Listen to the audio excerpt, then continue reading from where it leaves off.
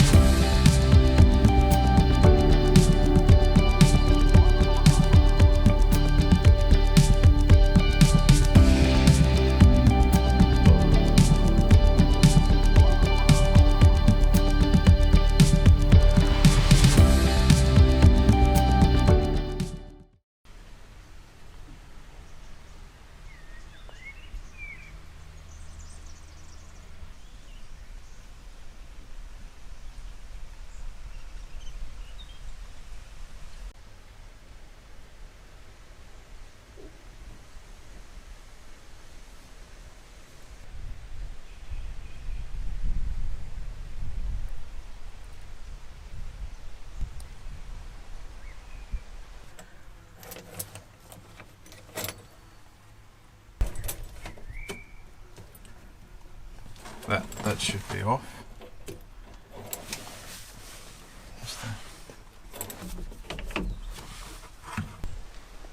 So we've just gone to press the start button and we've got the starter motor clicking.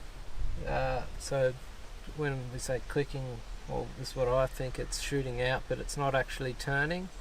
So it's not actually turning the engine over to start it. So I'm just going to give it a light tap and see if we can free it up. Otherwise, yeah, we might have to check some wires.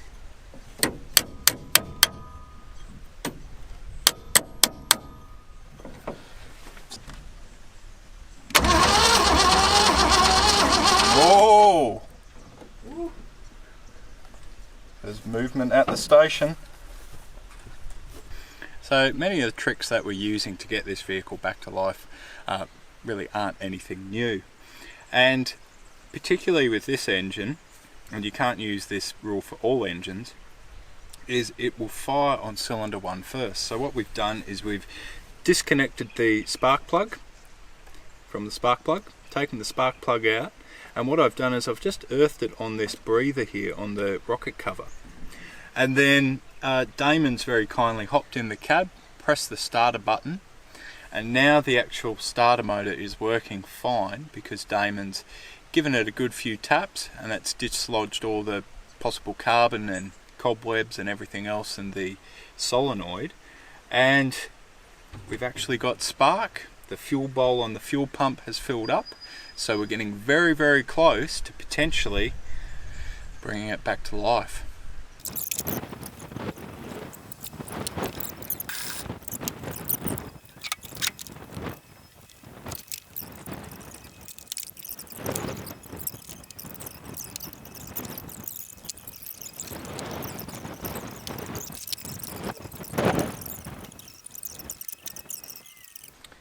So we've had a bit more of a fiddle and we've had a look at the radiator, and because this is a Holden conversion, a lot of people did it very well, but a lot of people did it not so well. And one of the things that they used to do, because this is a 6-cylinder and this vehicle originally had a 4-cylinder, is they would push obviously this bit here slightly forward, or they would actually cut it, which they have here, to move the radiator forward. And when they did that, the actual, what would you call it, sort of cross member? Yeah, Cross member? front cross member. Front cross member, they'd actually cut the top off, and if they did it poorly, they'd just sit the radiator straight in there and drill a hole through for the drain tap on the radiator, and that's it. This one here is probably a 5 out of 10, 10 being pretty bad, 1 being good, because they've actually cut it in and then they've put a plate in, but they haven't put an inspection hole for you to be able to turn the tap on and off, and that's where we think the water's actually coming out of.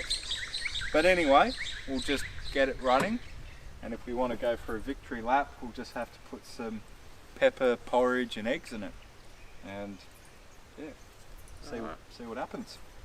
Anyway, Damon's going to do the honours, and I'll just stand here and look at the motor.